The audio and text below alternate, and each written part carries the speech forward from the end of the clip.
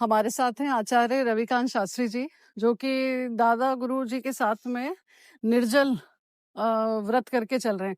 कुछ समय पहले यात्रा में जो हम लोग अभी सीतावन के पास है, पहले इनको बेर ऑफर करें, तो इनका कहना था कि मैं जल भी ग्रहण नहीं करता हूँ। तो कैसे, मतलब ये परिकल्पना कैसे आई, कैसे आप इनसे जुड़े और कैसे ये शक्ति आप लोगों में आती?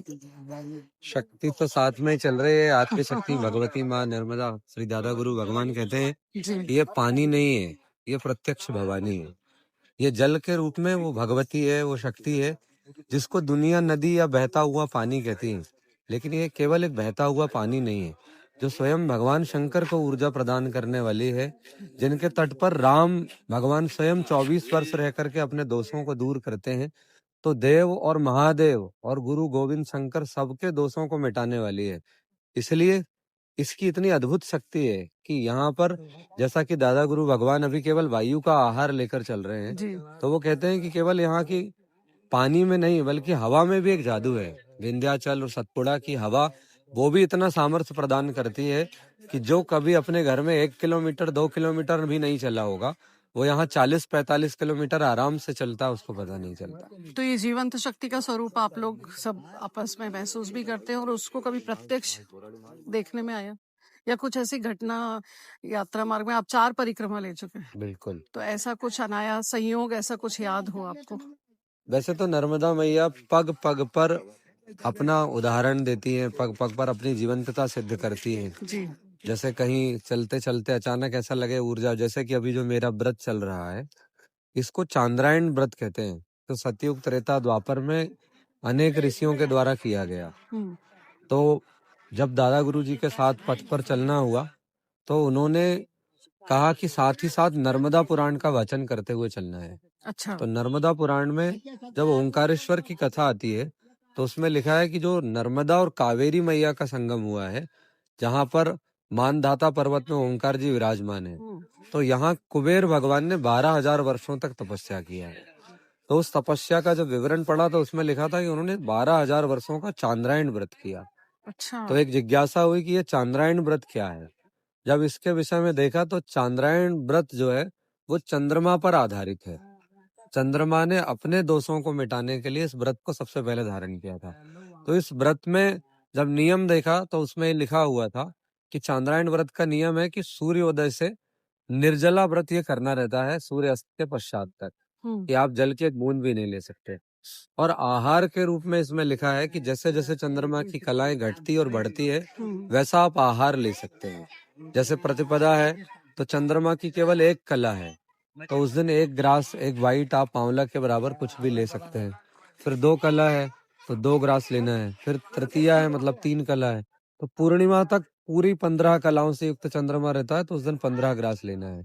उसके बाद फिर चंद्रमा घटता है तो फिर 15, 14, 13 ऐसे करके उसको 0 तक पहुंचाना है।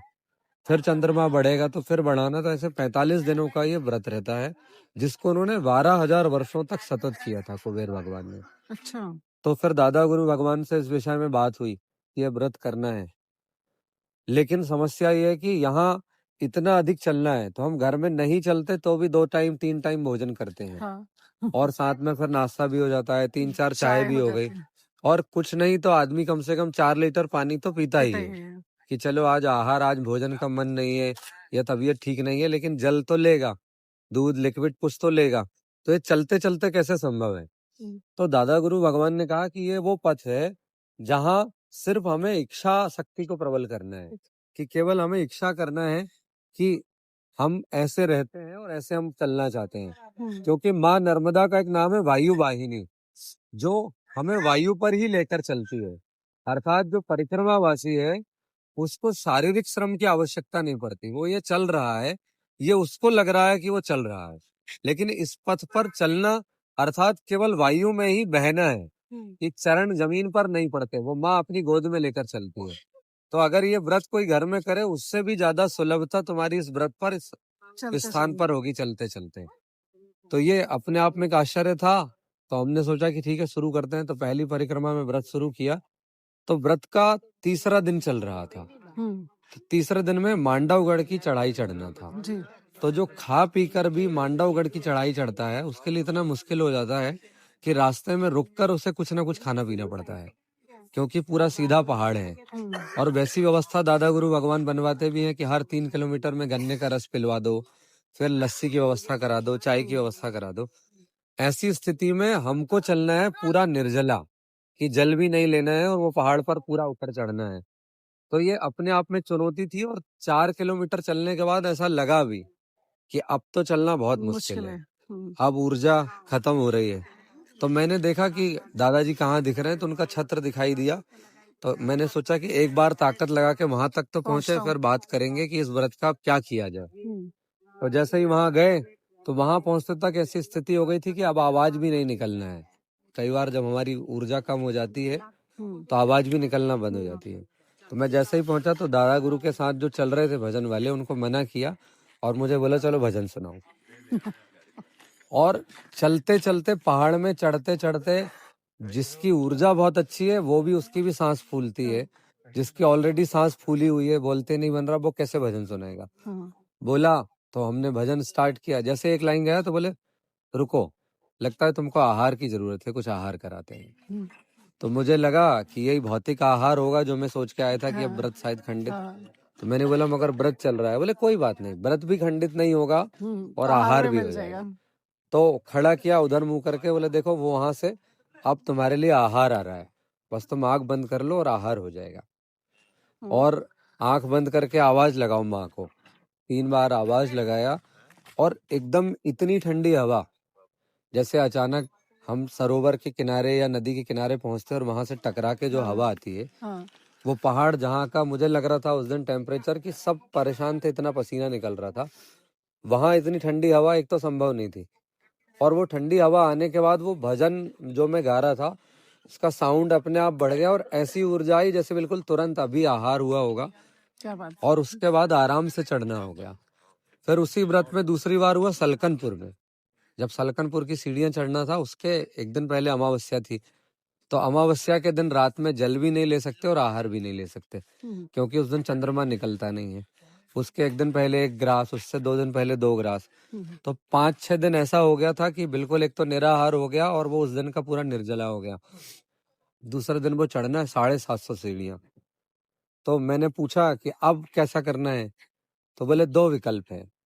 अगर संकल्प है तो दौड़ लगाकर ऊपर चढ़ जाना, और ऐसा लगता है कि नहीं हो पाएगा तो नीचे से प्रणाम करके बाहर और अपना वापस लौट जाना वहां से। तो मैंने बोला मगर अब परिक्रमा में तो चलना तो पड़ेगा। तो बोले नहीं, अब अगर विकल्प है अपने पास तो फिर रुक जाओ, व्रत पूरा होने के बाद आगे आना, और संकल्प है तो बस माँ को आवाज लगाना और चढ़ जाना। तो ये चढ़ना तो ठीक है, दौड़ लगाकर चढ़ना ये अपने आप में खाने पीने के बाद भी बहुत मुश्किल काम है। मतलब जिसकी अच्छी ऊर्जा है, जो घर से उसी दिन भी आया होगा, वो भी नहीं कर पाएगा, क्योंकि 750 सीढ़ी आपको दौड़कर चढ़ना है।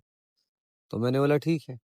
तो फिर से रोक कर बोला लेकिन ध्यान रखना दौड़कर ही चढ़ना अगर संकल्प होगा तो। तो मैंने बोला दौड़ेंगे कैसे, तो बोले वो देख लो, या तो रुक जाओ यहीं या दौड़ लगाओ। और पलटकर तभी देखना जब ऐसा लगे कि मैं पूरा ऊपर आ गया हूँ, अब मुझे दौड़ने की आवश्यकता नहीं। इससे पहले जहां रुकोगे फिर वहीं रुकना पड़ेगा। तो अब ये था कि अगर कहीं रुके तो ऐसा ना हो कि दादा गुरु बोले कि अब हो गई परिक्रमा तो वापस चलेगा। तो पूरा चढ़ना है। जब पूरा दौड़ लगाकर चढ़े तो लगभग 50 सीढ़ी पहुंचने के बाद ऐसा लगा कि अब बहुत मुश्किल है, मतलब चक्कर आ जाएगा, अब गिर जाएंगे, सांस भी फूलने लगी। और उसके बाद भी वही ध्यान में आया संकल्प है तो चढ़ो। तो जैसे ही अगली सीढ़ी पर चढ़े तो ऐसा लगा कि जैसे बच्चा दौड़ लगाता है, पीछे से कोई आके एकदम से गोद में लेके दौड़ने लगता है, वैसा कि अब अपना दौड़ना बंद हो गया है और अब कोई दौड़ा रहा है खुद गोद में लेकर। और ऊपर चढ़ करके उसके बाद पलट कर देखा तो इधर पता चला कि दादा गुरु सबको गन्ने का रस पिला रहे हैं कि तुम लोग नहीं चढ़ पाओगे, बहुत मुश्किल है। तो गन्ने का रस पी के यहीं बैठो, कुछ लोगों को वहीं बिठाया, बोले मैं लौटती में आके और फिर लूंगा। ये अपने साथ जो विधायक जी भी चल रहे हैं, अभी मेढ़ा जी मिले थे, इनको भी चक्कर आ गया, फिर इनको भी गन्ने का रस पिलाया और बोले अब सब धीरे धीरे चलना, क्योंकि इसमें जल्दी करने की जरूरत नहीं, सीधी खड़ी सीढ़ियां हैं ये, तो इसमें जल्दी चलोगे तो दिक्कत होगी। और मुझे बोला दौड़ लगाओ। तो मैं वहां से बैठ के देख रहा था, तो इशारा किया जाओ, अब दर्शन तो तुम्हारे हो गए, अब तो मंदिर नहीं भी जाओगे तो भी चलेगा। तो ये एक जीवंत शक्ति का आभास है। और दूसरा एक जो निष्ठा रहती है इस ऊर्जा पर, वो सारी चीजें। हाँ, मुख्य तो यहाँ पर तो संकल्प। मुझे लग रहा है कि आज के जो भी सेशंस रहे इसमें किताबी ज्ञान से कुछ ऊपर कुछ अलग ही रहस्यमयी जो चीजें सोच के आए थे वो दिख रही हैं, क्योंकि एक्सपीरियंस आप लोग दे पा रहे हैं। बिल्कुल।